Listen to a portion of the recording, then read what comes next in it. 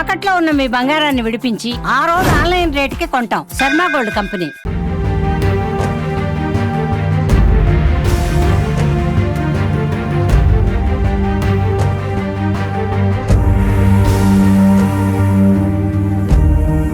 Inter second year విద్యార్థిని వైష్ణవిని దారుణంగా హత్య చేసినటువంటి గండికోట ప్రాంతానికి సుమన్ టీవీ వచ్చింది. గ్రౌండ్లో ఏం జరిగిందనే తెలుసుకునే విషయాలను మనం పరిశీలిస్తున్నాం. ప్రస్తుతం మనం విజువల్స్లో కూడా చూపించే ప్రయత్నం చేస్తున్నాం. ఏ బైక్లో అయితే లోకేష్ అనే యువకుడు వైష్ణవిని తీసుకెళ్లాడో ఆ బైక్లో ఇదే సీసీ ఫుటేజ్లో ఆ బైక్ విజువల్స్ కూడా రికార్డ్ అయ్యాయి. ఇదే మార్గంలో అంటే గండికోటకు రావడానికి పోవడానికి ఉన్నటువంటి ఏకైక మార్గం ఇదే. గండికోటకు ఎంటర్ అయ్యే ప్రతి వెహికల్ కానీ ప్రతి పర్సన్ కూడా ఇదే సీసీ ఫుటేజ్లో వాళ్ళు రికార్డ్ అవుతారు. ఈ సీసీ కెమెరాల్లో రికార్డ్ అయినటువంటి వీడియోస్లో వాళ్ళిద్దరూ స్పష్టంగా కనిపిస్తూ ఉన్నారు. ఒకే బైక్లో లోకేష్ వైష్ణవి ఇద్దరు కూడా గండికోట లోపలికి వెళ్ళారు. లోపలికి వెళ్ళిన గంటన్నర లోపలే మళ్ళీ తిరిగి లోకేష్ ఒక్కడే బైక్లో రిటర్న్ వచ్చాడు. అంటే ఆ అమ్మాయిని అక్కడ ఏం చేశాడు, ఎక్కడ వదిలేశాడు, దాని వెనుక ఏం కారణాలు ఉన్నాయనే విషయాలను ఉదయం నుంచి కూడా పోలీసులు గాలిస్తూ ఉన్నారు. ఇప్పటికే ఆ పరిసర ప్రాంతాల నుండి కూడా క్లూస్ టీమ్స్ వచ్చాయి. డాగ్ స్క్వాడ్తో కూడా ఎంక్వైరీ చేస్తూ ఉన్నారు. ఆ జిల్లా ఎస్పీ కూడా సంఘటనా స్థలానికి చేరుకున్నాడు. స్థానిక పోలీసు అధికారులతో ఆయన రివ్యూ నిర్వహిస్తున్నాడు. అసలు ఏం జరిగింది, నిన్న ఉదయం నుంచి సాయంత్రం వరకు ఏం జరిగింది, అసలు ఎన్ని గంటలకు అక్కడ డెడ్ బాడీ ఉన్నట్లు గుర్తించారు, ఎవరు గుర్తించారు, ఏ విధంగా సమాచారం వచ్చింది అనే అన్ని కోణాల్లో కూడా ఇప్పుడు పోలీసులు ఆరా తీస్తూ ఉన్నారు. ఈ సీసీ ఫుటేజ్లో రికార్డ్ అయినటువంటి ఫుటేజే ఇప్పుడు ఈ కేసుకు కీలక ఆధారంగా ఇప్పటి వరకు కూడా పోలీసులు పరిగణిస్తూ ఉన్నారు. ఎందుకంటే వైష్ణవి గండికోటలో రంగనాయక స్వామి ఆలయం వెనుక వైపున ముళ్ళ కంచెల్లో శవమై కనిపించింది. అంటే దీని వెనుక ఏం జరిగింది, అసలు తను శవమై కనిపించడానికి ముందు ఏం జరిగింది అన్న కోణంలోనే ఇప్పుడు పోలీసులు విచారణ చేస్తున్నారు. అయితే ఆ విచారణలో ఈ సీసీ ఫుటేజ్ను పరిశీలించే సమయంలో లోకేష్ అనే యువకుడితో ఆ అమ్మాయికి చాలా కాలంగా పరిచయం ఉంది. ఈ రోజు అంటే నిన్నటి రోజున కూడా అదే లోకేష్తో వైష్ణవి బైక్ పైన ఇదే గండికోటకు వచ్చినట్టుగా పోలీసులకు ఎవిడెన్స్ దొరికింది. అదే లోకేష్ మళ్ళీ ఆ అమ్మాయిని గండికోటలో వదిలేసి రిటర్న్ ఒక్కడే వెళ్తున్నటువంటి పరిస్థితి. అంటే ఈ గంట లోపల ఆ వైష్ణవికి లోకేష్కు మధ్య ఏం జరిగింది, లోకేష్ ఒక్కడే ఉన్నాడా, లేకపోతే తన వెనుక కానీ తన ముందు కానీ ఎవరైనా తన ఫ్రెండ్స్ లోపలికి వెళ్ళారా? గండికోటలో అందరూ ఏవైతే టూరిస్ట్ ప్లేస్లు ఉన్నాయో వాటిని చూడడానికి ప్రయారిటీ ఇస్తూ ఉంటారు. కానీ లోకేష్ అనే యువకుడు వైష్ణవిని తీసుకొని అక్కడ ఒక పాత ఆలయం వెనుక వైపు ఉన్నటువంటి ముళ్ళ కంచెల్లోకి ఎందుకు వెళ్లాల్సి వచ్చింది, అక్కడ ఏం జరిగింది, నిజంగానే హత్య చేసి ఉంటారా, అమ్మాయి పైన అత్యాచారం జరిగిందే, అయితే హత్యలో ఎంతమంది పాల్గొని ఉంటారు, ఎవరు ఏ గ్యాంగు ఈ దారుణానికి ఒడిగట్టింది, ఇందులో లోకేష్కు ఉన్నటువంటి పాత్ర ఏంటి అనే అన్ని కోణాల్లో కూడా పోలీసులు ఇప్పుడు తరువుగా విచారణ చేస్తున్నారు. దానికి సంబంధించినటువంటి అన్ని ఆధారాలను కూడా సేకరించే పనిలో పడ్డారు. అసలు వైష్ణవి మృతదేహం దొరికినటువంటి ప్రదేశానికి మనం వెళ్ళి అక్కడ సిచ్యుయేషన్ ఏ విధంగా ఉందో చూపించే ప్రయత్నం చేద్దాం.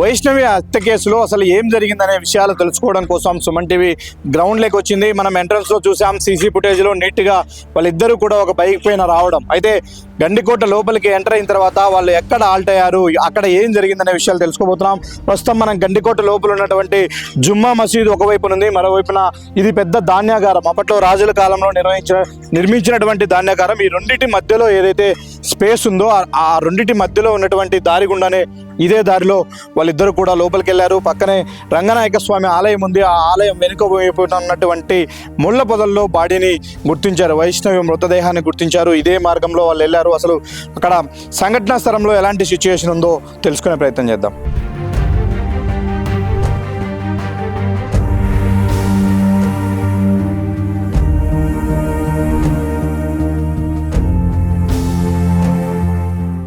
ఎగ్జాక్ట్లీ వైష్ణవి మృతదేహం ఎక్కడ దొరికిందో అదే ప్లేస్లో మనం ఉన్నాము. ఇక్కడ చూపిస్తున్నటువంటి ఇదే బండపైన లోపలికి ముళ్ళ పొదల్లో అసలు బట్టలు లేకుండా వైష్ణవి మృతదేహాన్ని గుర్తించారు పోలీసులు. అక్కడి నుంచి ఇదే మార్గం ద్వారా వాళ్ళు తీసుకొచ్చే ప్రయత్నం చేశారు. అసలు ఇంత ఏకాంతంగా ఉండడం కోసం, అంటే టూరిస్ట్ ప్లేస్లన్నీ కూడా ముందు వైపున ఉన్నాయి, అక్కడ చాలామంది పర్యాటకులు వచ్చి చూస్తూ ఉంటారు, ఎంజాయ్ చేసి వెళ్తూ ఉంటారు. కానీ ఇంత ఏకాంతంగా ఎవరు కనిపించకుండా, అంటే చుట్టూ ఎటువైపు నుంచి చూసినా కూడా టక్కున గుర్తించడానికి పాజిబిలిటీ లేని విధంగా ఇంత రహస్యమైనటువంటి ప్రాంతంలోకి వాళ్ళిద్దరూ ఎందుకు వచ్చారు?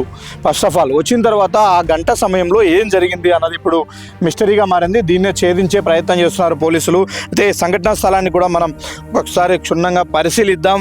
వీడియోలో మీకు ఎక్స్ప్లెయిన్ చేసే ప్రయత్నం చేస్తున్నాను.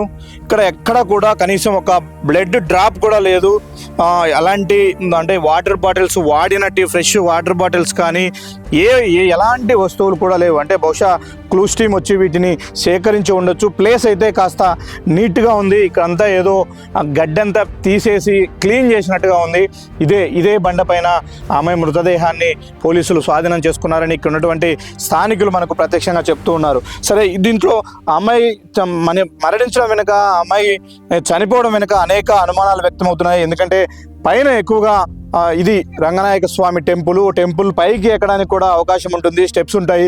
చాలామంది అక్కడికి వెళ్ళి ఆ నది యొక్క ఓవర్ వ్యూ చూడడం కోసం పైకి వెళ్తూ ఉంటారు. ఒకవేళ పైకి వెళ్ళిన ప్రయత్నంలో అక్కడి నుంచి ఏమన్నా కింద పడిందా అనడానికి ఎలాంటి ఆనవాళ్ళు లేవు. ఎందుకంటే పైన ఉన్నటువంటి ముళ్ళ కంప చెట్లన్నీ కూడా యథావిధిగానే ఉన్నాయి. అంత పెద్ద బాడీ పడితే అవన్నీ కూడా కొంత జాడలాగా ఏర్పడే అవకాశం ఉంటుంది. కాదు, ఎగ్జాక్ట్లీ వాళ్ళు ఇక్కడికే వచ్చారు. మనం ఏదైతే మార్గం చూపించామో అదే మార్గం ద్వారా నడుచుకుంటూ వచ్చారు. ఇద్దరు సమ్మతించే ఇక్కడికి వచ్చారు. ఇక్కడికి వచ్చిన తర్వాత వాళ్ళు ఒక గంట సేపు మాట్లాడుకున్న తర్వాత ఇక్కడ నుంచి కేవలం లోకేష్ మాత్రమే తిరిగి వెళ్ళినట్టుగా అక్కడ గండికోట ఎంట్రన్స్లో ఉన్నటువంటి సీసీ ఫుటేజ్లో అతని బైక్ అతను రికార్డ్ అయ్యాడు. ఆ అమ్మాయి మాత్రం ఇక్కడే ఉండిపోయింది. ఆ సమాచారం తెలుసుకున్న తర్వాత అన్ని కోణాల్లో విచారించిన తర్వాత మృతదేహం ఇక్కడే ఉందని గుర్తించారు. ఇక్కడికి వచ్చిన తర్వాత ఆ అమ్మాయి టాప్ అంటే పై భాగంలో ఎలాంటి వస్త్రాలు లేవు, ఇక్కడ పడి ఉంది. అలాగని అమ్మాయి ఒంటి మీద కూడా ఎలాంటి చిన్న గాయాలు కూడా లేవు అని చెప్తూ ఉన్నారు. అంటే వీళ్ళిద్దరూ లవర్సు చాలా కాలంగా ప్రేమించుకుంటూ ఉన్నారు. ఒకరి కోసం ఒకరు బ్రతకాలనుకున్నారు. అలాంటి ప్రయత్నంలో ఏమైనా ఇద్దరూ కలిసి సూసైడ్ చేసుకుందామని ఏమన్నా భావించారా? సూసైడ్ చేసుకునే ప్రయత్నంలో ఆ అమ్మాయి సూసైడ్ చేసుకుంది. తెలివిగా లోకేష్ సూసైడ్ చేసుకోకుండా డ్రామా ఆడి తప్పించుకున్నాడా అన్న కోణంలో కూడా అనుమానాలు వ్యక్తమవుతున్నాయి. పోలీసులు ఆ కోణంలో కూడా విచారిస్తున్నారు. అయితే ఈ మిస్టరీ మొత్తం వీడాలంటే స్వయంగా ఆ అమ్మాయిని తీసుకొచ్చినటువంటి లోకేష్ విచారణలో నోరు విప్పాలి, నిజానిజాలు చెప్పాలి. ఎందుకంటే ఇంత దూరము బలవంతంగా ఆ అమ్మాయిని లాక్కొచ్చే పరిస్థితి లేదు. అలాగని ఎక్కడైనా ఈ సంఘటన జరిగిందా, ముందే ఆ అమ్మాయి చనిపోయిన తర్వాత బాడీని దాచిపెట్టడం కోసం ఇక్కడికి తీసుకొచ్చాడా అంటే దట్ ఈజ్ వెరీ ఇంపాసిబుల్. ఎందుకంటే ఇక్కడ ఒక వెయిట్ ఉన్నటువంటి బాడీని తీసుకురావడానికి అవకాశం లేదు. దారిని నేను చూపించే ప్రయత్నం చేస్తున్నాను. ఒక వ్యక్తి క్యాజువల్గా ఈ దారిలో రావడానికి కూడా చాలా కష్టపడాల్సి ఉంటుంది. పెద్ద పెద్ద బండరాళ్ళు హైట్ ఎక్కాల్సిన పరిస్థితి ఉంది. కాబట్టి ఈ దారిలో తీసుకొచ్చే పరిస్థితి లేదు. ఏం జరిగినా కూడా అదే బండ పైన ఆ గంట సేపట్లోనే జరిగి ఉంది. అది ఏం జరిగింది అన్నదే ఇప్పుడు పూర్తిగా కంప్లీట్ మిస్టరీగానే మిగిలిపోయింది. పోలీసులు చెప్తున్నారు. ఎస్పీ కూడా సంఘటనా స్థలాన్ని పరిశీలించారు. ఇప్పటివరకు మా అదుపులో ఎవరూ లేరు. సీసీ ఫుటేజ్లో గుర్తించినటువంటి లోకేష్ జాడ కోసం మేము వెతుకుతూ ఉన్నాము. అన్ని కోణాల్లో విచారణ జరిగిన తర్వాత సమగ్ర వివరాలన్నీ కూడా మీడియాకు వెల్లడిస్తామని చెప్తున్నారు. అయితే ఆలోపే అనేక అనుమానాలు, పుకార్లు వెలువడుతూ ఉన్నాయి. అయితే వాళ్ళ అమ్మాయి తల్లిదండ్రుల వర్షన్ మాత్రం ఒకటే ఉంది. మా అమ్మాయికి మాయ మాటలు చెప్పాడు, ప్రేమ పేరుతో లొంగ తీసుకున్నాడు.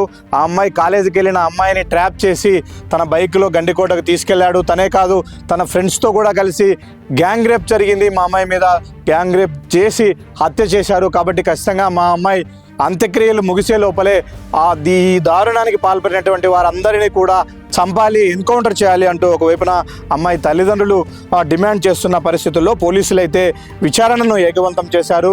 విచారణలో ఎలాంటి విషయాలు వెల్లడవుతాయి అన్నది చూడాలి. ఇప్పటికైతే వైష్ణవి మృతి కంప్లీట్గా మిస్టరీగానే మిగిలిపోయింది. ఎందుకంటే మనం సంఘటనా స్థలాన్ని పరిశీలించిన తర్వాత అక్కడ ఎలాంటి ఆనవాళ్ళు దొరకలేదు. బహుశా పోలీసులకు కూడా అదే సిచ్యుయేషన్. ఇప్పటి వరకు ఈ కేసులో పోలీసులకు ఏదైనా స్పష్టమైన ఆధారం దొరికింది అంటే అది కేవలం వారిద్దరూ ఒకే బైక్ పైన గండికోటలకి ఎంటర్ అవ్వడమే.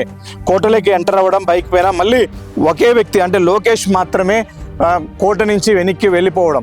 ఈ రెండు ఎవిడెన్సెస్ మాత్రమే ఉన్నాయి.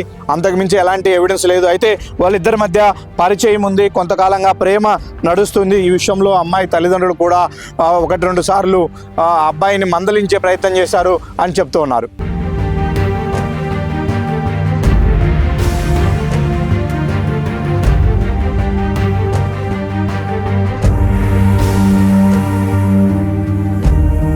ఇది గండికోట మెయిన్ స్పాట్. ఇది మన వెనుక వైపు కనిపిస్తున్నటువంటి జుమ్మా మసీద్. గండికోటకు సెంటర్ ఆఫ్ అట్రాక్షన్ ఇది. గండికోటలో ప్రధాన టూరిస్ట్ ప్లేస్ ఇది. ప్రతి ఒక్కరు కూడా అక్కడికి వస్తూ ఉంటారు. ఆ మసీదు పక్కనే ఒక పెద్ద ధాన్యాగారం ఉంటుంది. దాని పక్కనే ఇక్కడ రంగనాయక స్వామి ఆలయం ఉంది. చూస్తాం మనం ఆ రంగనాయక స్వామి ఆలయం వెనుక వైపునంతా కూడా నిర్మానుష్యంగా ఉంటుంది. పూర్తిగా ముళ్ళ కంపలతో ఉంటుంది. మనం ఇక్కడ సరౌండింగ్స్ కూడా మీకు చూపించే ప్రయత్నం చేస్తున్నాము.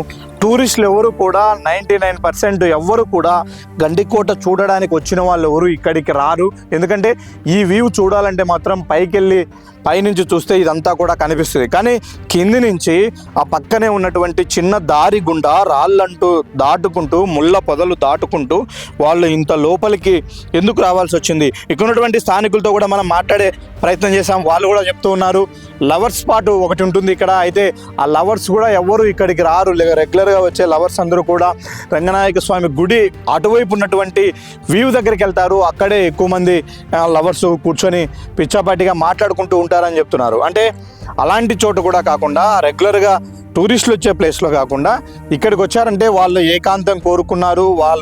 అక్కడ వాళ్ళని ఎవ్వరూ చూడకూడదన్న ఒక నిర్మానుష్యమైనటువంటి ప్రదేశంలోకి రావాలనుకున్నారు.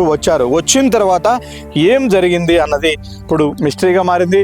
కొన్ని వివరాలు అమ్మాయి పోస్ట్ మార్టం రిపోర్ట్ వచ్చిన తర్వాత తెలిసే అవకాశం కనిపిస్తుంది. అసలు ఆ అమ్మాయి మరణానికి గల కారణం ఏంటి అనేది పోస్ట్ మార్టం రిపోర్ట్లో కొంతవరకు క్లారిటీ వస్తుంది. ఆ రిపోర్ట్ వచ్చిన తర్వాతనే దాని ఆధారంగా పోలీసులు విచారణలో ముందుకెళ్లే అవకాశాలు కనిపిస్తున్నాయి. వీడియో జర్నలిస్ట్ సాగర్తో సుదర్శన్ రెడ్డి, సుమన్ టీవీ, గండికోట.